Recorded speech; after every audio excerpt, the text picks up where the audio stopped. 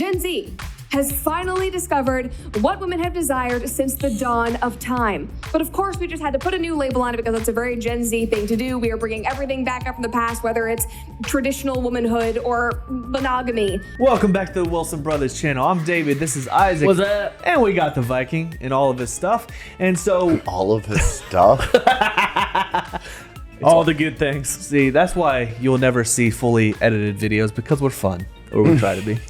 We try to be.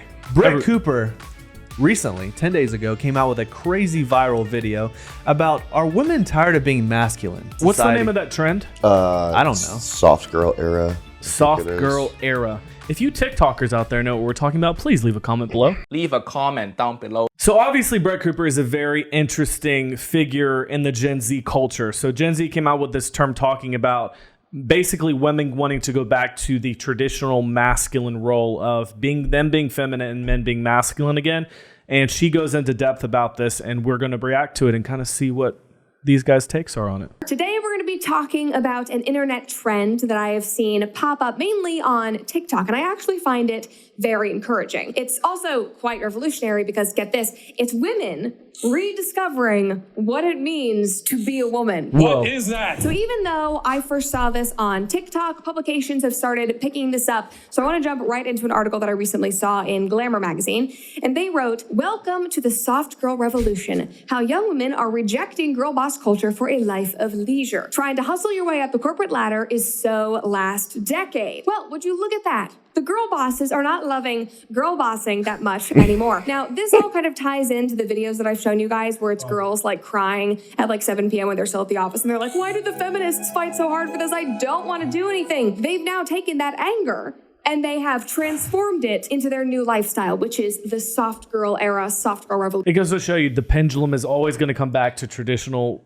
gender roles. Well, have you seen those videos of women crying that they have to work now because of the way our society is built up? I have to go out and I have work. to go and I have to get a job and I have to do this. And it's not that, we're telling you work or don't work. You want to be a toxic feminist until it's no longer okay to be a feminist. Until responsibility gets put on you. I love how Brett said in the beginning, this is encouraging.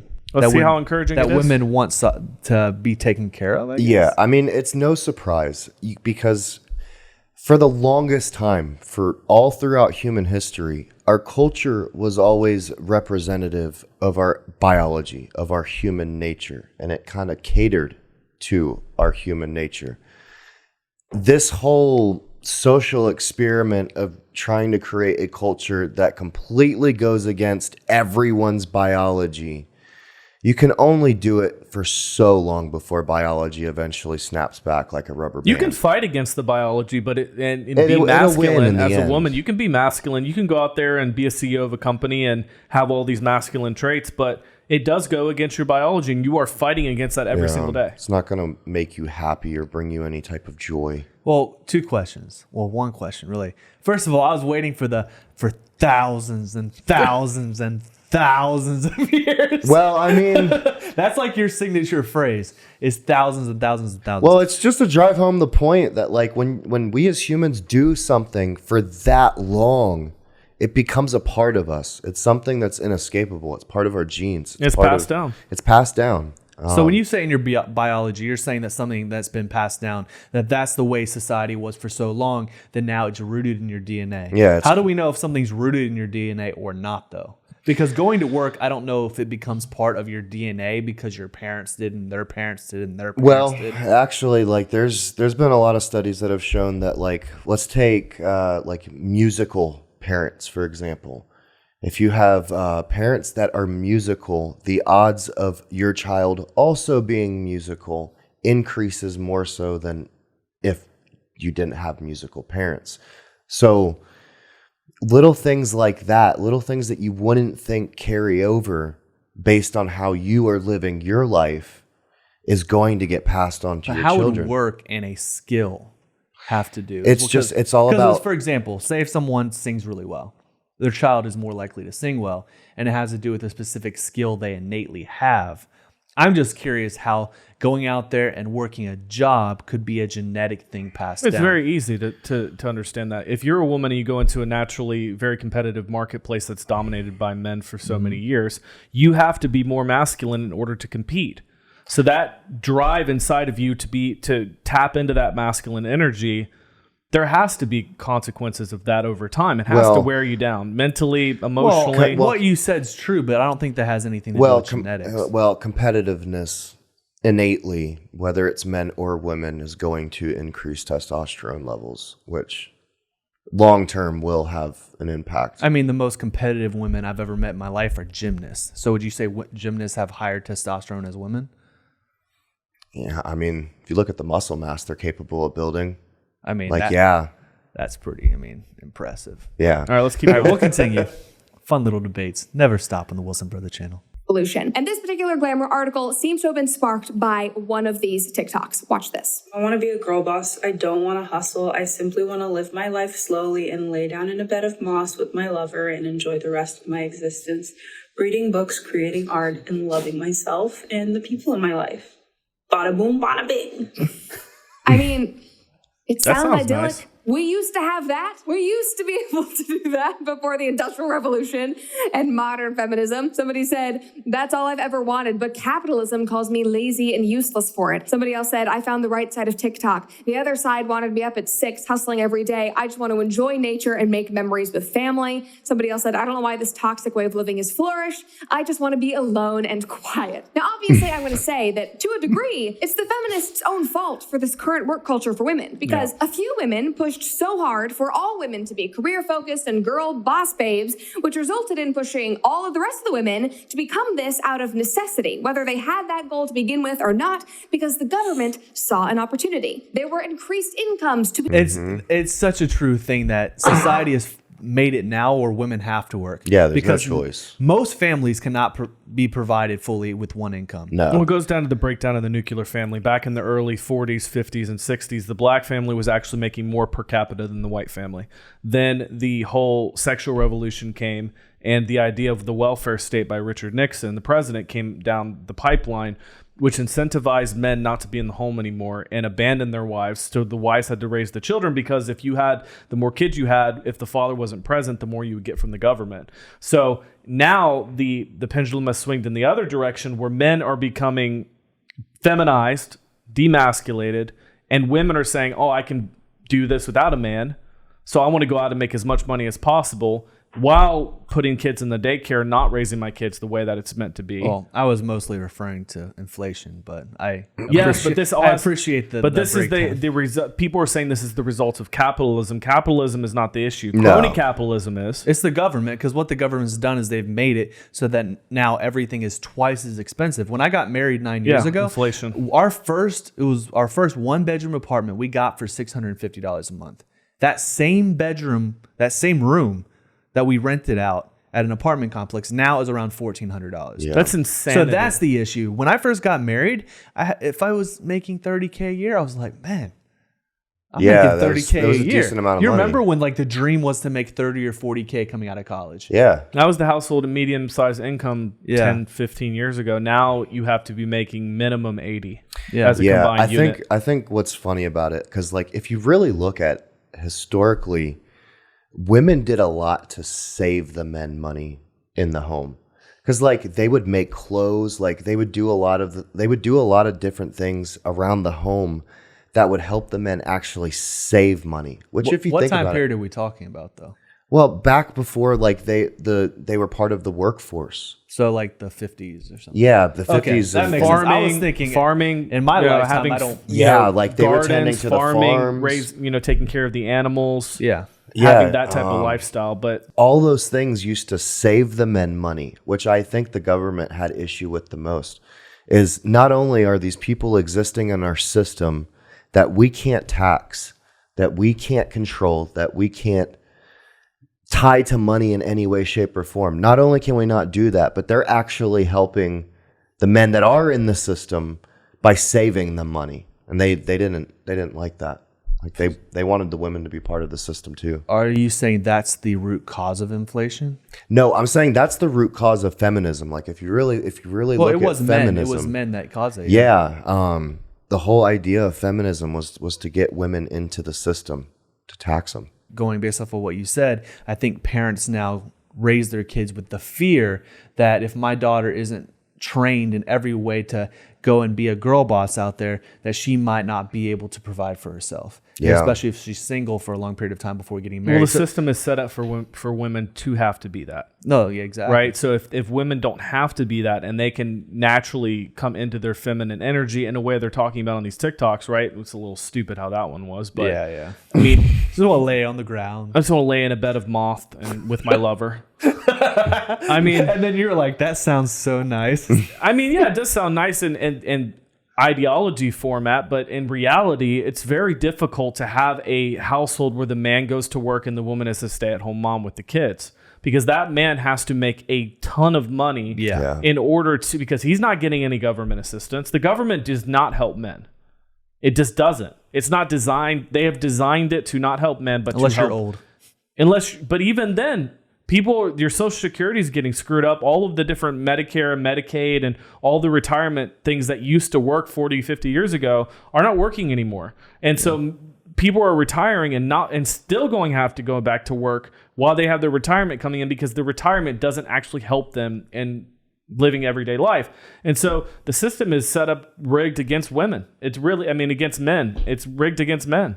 If men go out and work, they have to work 2 to 3 jobs, and how do you come home to your kids and play with them at night when you're working 18 hours? Hence why now women in so many situations. Which is why are being women have to go out and work. Yeah. Be taxed, and the government got to raise the babies in the school system. Yep. And of course, there became an incentive for daddy government to get behind the feminist revolution as well. It is so much harder to be a stay-at-home wife or a stay-at-home mom than it was in the 50s. Culture and the economy has shifted drastically, and now families can barely afford to do that anymore. Yep. It is now the exception and a privilege. It is not the standard. Now, interestingly, Gen Z has become so self-aware that they finally might be realizing the ramifications of this kind of society. Women have been acting masculine for so long now that their response is to desperately want to lean back into their femininity. And that's not just coming from the aesthetic trad wife girls on TikTok. It's coming from everywhere. And that is basically what started this soft girl movement. It is what the soft girl lifestyle is all about. Now, back to the Glamour article. They're talking about the girl from that TikTok, and they wrote that Jones isn't alone. For many Gen Z women who have entered the workforce during the past few years,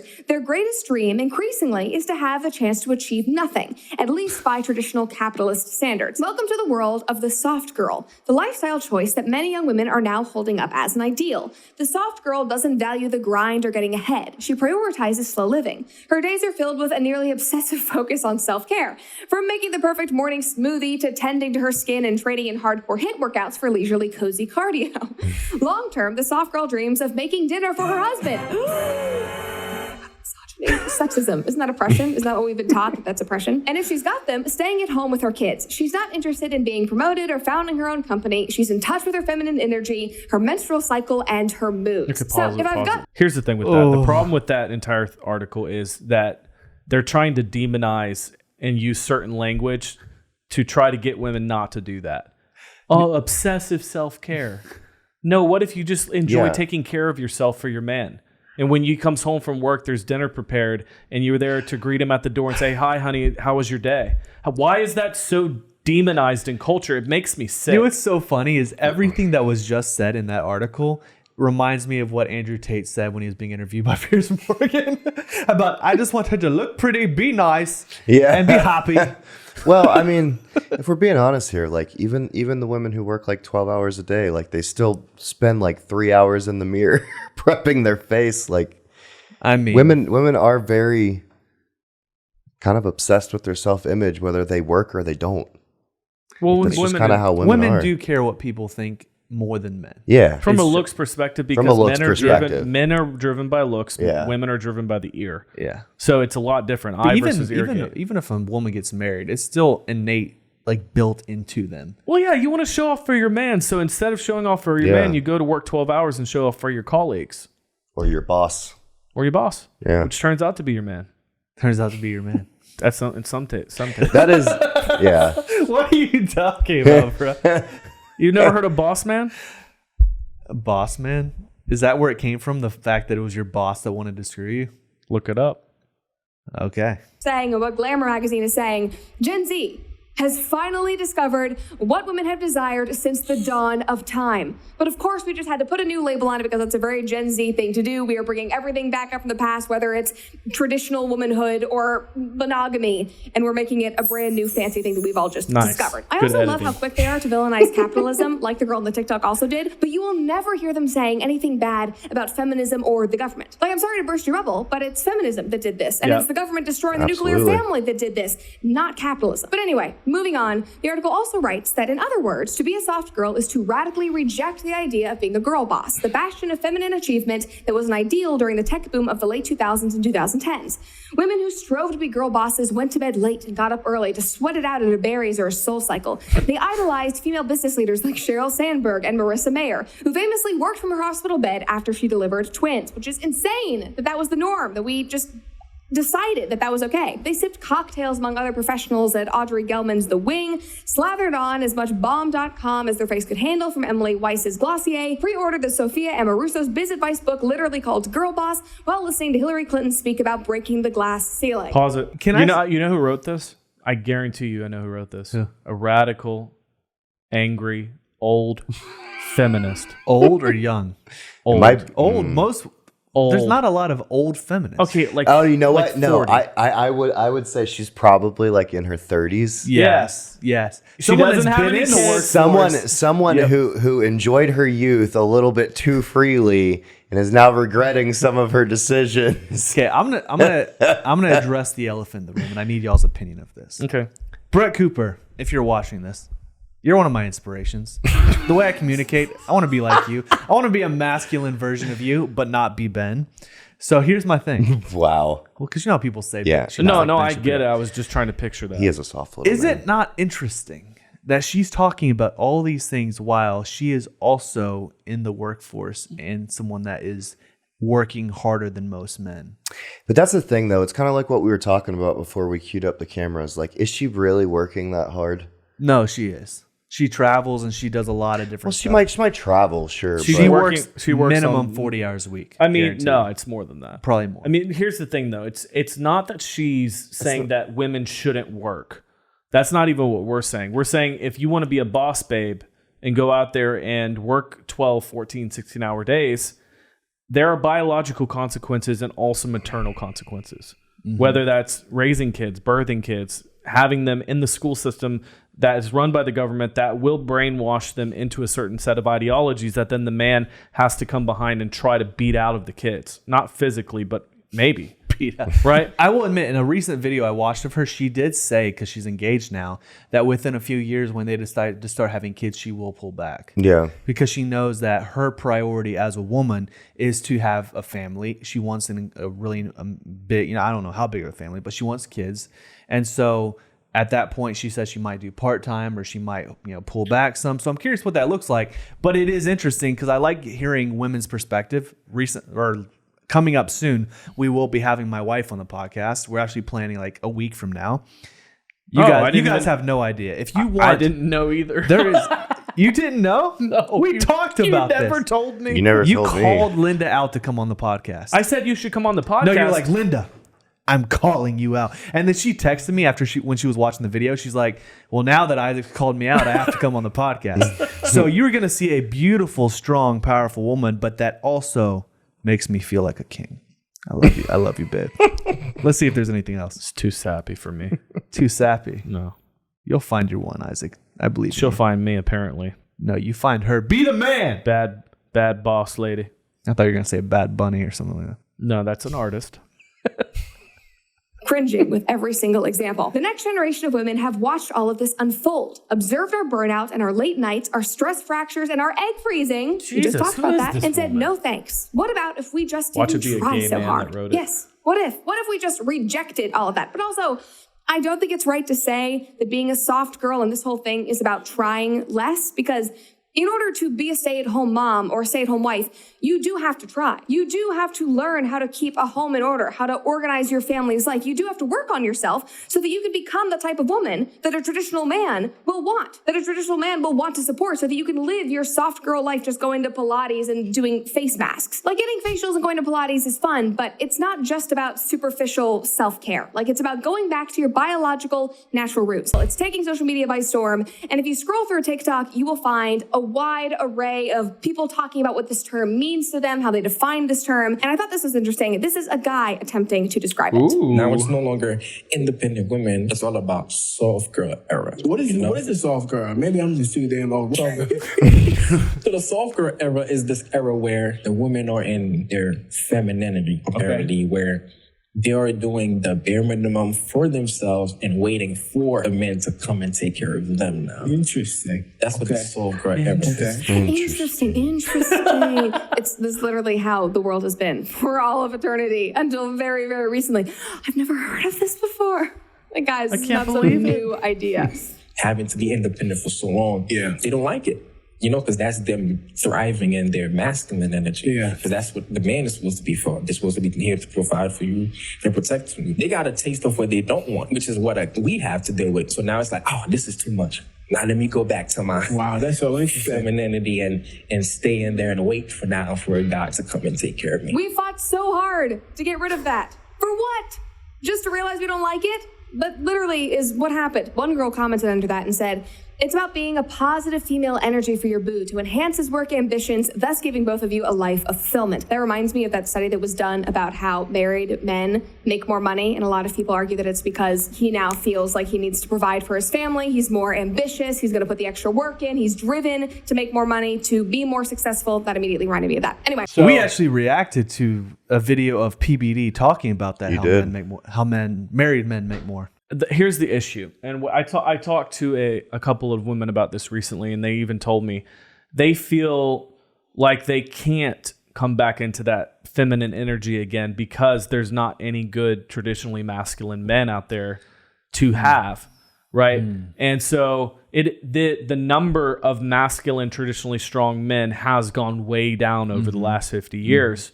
So if you are a woman in your early, late 20s or even 30s, which is hard, as you get older, it's harder to find a good masculine, strong man. What are some things that a woman in her mid to late 20s or even early 30s that's desperate and crying out for that strong masculine man could do to attract him to herself? It's a difficult question because I've been married since I was in my early 20s. But again, I have friends that are in that area. I mean, you're my brother. You're kind of in that same realm with women. I don't want a woman that's trying to compete with me. And what I mean by that... In what way? In how successful she is. I want somebody that is there to encourage me and push me and not let me settle for less when I'm, as a man, being sometimes lazy and I am not taking care of the things I should be taking care of, and I make them feel insecure. If there's that, I hate the word nagging, but it has a really big stigmatism to it. I like it when my wife encourages me, calls me out on my BS, but says she believes the best in me. Because what us men want is we want somebody that is going to constantly be our anchor, someone encouraging us to be better. And if it is, from a lot of relationships I've seen, I haven't experienced this personally, if the woman is in the workforce making money, and then the guy is also doing it as well, there is this competition of, okay, well, I make more than you, so therefore I should have more say in our financial stuff. And then there's no hierarchy in terms of who has more authority. Now, we have authority in different things, and we are meant to work together, but there's the man I still believe is the head of the house. Yeah. And so if there's not that respect of, you are the one taking care of us, many times there's this, okay, I have to one up the other, or now I can just spend money on whatever I want because I make my own money, right? But the man pays the bills, but the woman can spend the money on whatever she wants. So that's why I think money becomes a big issue. It's one of the biggest reasons for divorce. So there just has to be mutual respect and understanding. Hey, I'm here to do this. You're here to do this. Let's work in harmony. But I've seen couples that both work. But my question was, what are some practical things that women can do to become the woman that you're talking about, that traditionally strong masculine men want? Well, I told Be you all. more. I Be said it all in more. the beginning. Be more feminine. Be more agreeable. Not be in competition in terms of financial stability. Give the guy peace and show him respect. Yeah. That's what it is. Jordan? If I am to remember correctly, the question actually was women who were in their late 20s to early 30s. Yeah, as What women can that they are do? single women, like if you're 18 to 25, generally speaking, as a woman, the options are a lot more. Yeah. As you get older, past that 25 to 28 to 30, once you start getting in the 30 age Well, if you range. phrased the question like that, it would have been easier to Well, I said understand. mid to late 20s, early 30s. Look, I don't want to be mean here, and I'm going to try my best to be as graceful and as loving as possible. But listen, if you were a woman who was over 30, and even if you are incredibly sweet and feminine, if you aren't at the very least bringing your virginity to the table, it's unfortunate, but you are going to have a hard time competing with the women who are much younger than you, because that's just the way the world works. They did a survey where men between the ages of 18 and I think it was 65, what they found, like what age range of women they found attractive. Overwhelmingly, it's women between the ages of 18 and 22. Like, it's just, that's I'm curious just the what way kind it of is. men they interviewed, because that's some creepy stuff. But it's not Well, even no, creepy. it's not It's just, creepy. it's just You have to- biological. Men want to procreate. They want to be with a woman that's younger. It's Look not. at- It's not I- what we say we love on this I channel. what I'm saying is, I don't think a girl becomes less Well, attractive see, between 22 and 25. but see, you have to understand, you're coming at it from the perspective of, you did things the way that, like, God quite literally designed this world to operate. Thank You you, got son. with Linda, who was also a virgin at a very, very, very young age. Yeah. Okay? That is like the 0.0000, like, people have a better chance of winning the lottery twice in a row than experiencing what you and Or Linda you could have. just at a very young age know what you want and go after it. No, but here's the thing. Most people don't operate within that realm, right? And when you're a man who works very, very hard, who understands that the world is cruel and that finding a mate is difficult, you work very, very hard to build up what you have and feel like you are at a place where you can now provide for a family. And let's say you're a man who wants a big family. Well, guess what? On a biological sense, younger women are much more capable of providing you a large family than one in her 30s. No, I agree. So everything you said, I agree with. The one aspect I feel we're leaving out is the fact if a woman, who she is as a woman, can stand above the rest. Because what I'm saying, even if you're 30, if you get down to doggy town, you can pump out 4 kids in 5 years, right? Before it gets really dangerous. I'm saying, so everything you're saying is valid, and I liked how you phrased it. I'm going to be fast and But nice. David, that's the Yeah. exception, not the rule. Total love no, language. but what I'm saying, That's the exception, not the rule. what is though. the exception? The exception is what you just said. If you find a woman that's very strong, knows her purpose, knows who she is, and she's 30. Well, your question was, how can a woman in that age group prepare herself to be someone that's desirable to a man? Yes. So what I'm saying is, this is how you do that. Yeah. Is that it's about who you are, your principles. If you're somebody that is going to give the man peace, if you're kind, but also you're a somebody that is also going to intellectually stimulate him, because us men, we don't want to marry somebody that doesn't have a brain, right?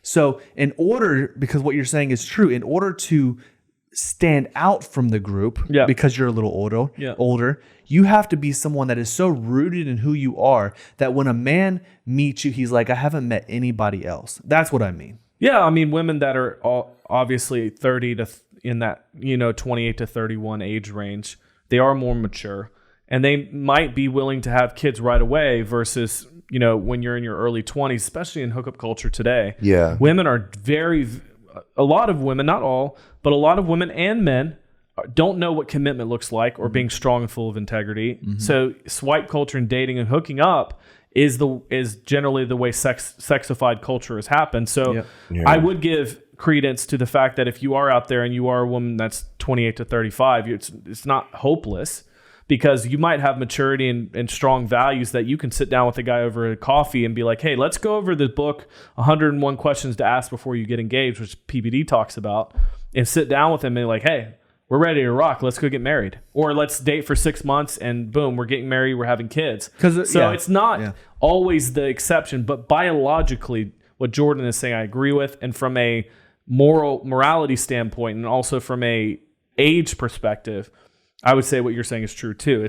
Everything's not a silver bullet. You have to take it in stride. No, and that's why I agree with everything you said. Yeah, I agree too. Biologically, it's true. So what I'm saying, biologically, men do want a younger woman, which is 100% right. Yeah. I mean, I got married. It's no different than why women end up picking men who are older than them. But it also comes down to, I think, sugar daddies. one last thing I can say. Well, no, I mean, bro, women just typically tend to date up in age. No, that's true. Even in surveys, they're typically asked what age range they're attracted to. They're almost always 7 years or more than older than them. No, that's true. Last thing I'll say is I think it's also important to think not every man wants the same thing. What I mean by that is I know men that only want 1 or 2 kids. If you're 29 to 30, that's fine. If a man wants 4 kids, 5 kids, then he's going to look for somebody much younger that has longer. So there are men out there that want every different thing you can imagine. Our thing is, as a general thing, what do men look for? Which we But it's also what we promote on this channel is very important. Yeah. And so PBD had an interview recently where he said, a guy asked him and sat him down and said, what is the number one piece of advice that you could give me? Because this guy is looking for a spouse. He said, number one piece of advice, get married and have as many kids as you possibly can. That have conservative, Christian, moralist perspectives of character and integrity, because the hookup culture and a lot of families nowadays that have, even if they have the man and woman in the home, they're not raising kids to fear God and to have a good moral compass. So he's like, PBD is like, pump them out, dude. All right, so Linda. Are you ready, baby? Well, we appreciate you guys for watching this. This was a big one because Brett is worth our time. Yeah. I mean, she's beyond worth our time. We love her. So don't forget to like and subscribe this video. We also have PBD's video about why married men make more right here. So check it out. We'll see you on the next video. Yeah, let us know what you think in the comments about the soft girl era. No, we need to know. We need to know. Also, who do you think was right? I mean, we agreed and we kind of added, but it's a nuanced conversation. It's a nuanced conversation because the conversation's not done, and it will continue. All right. Peace.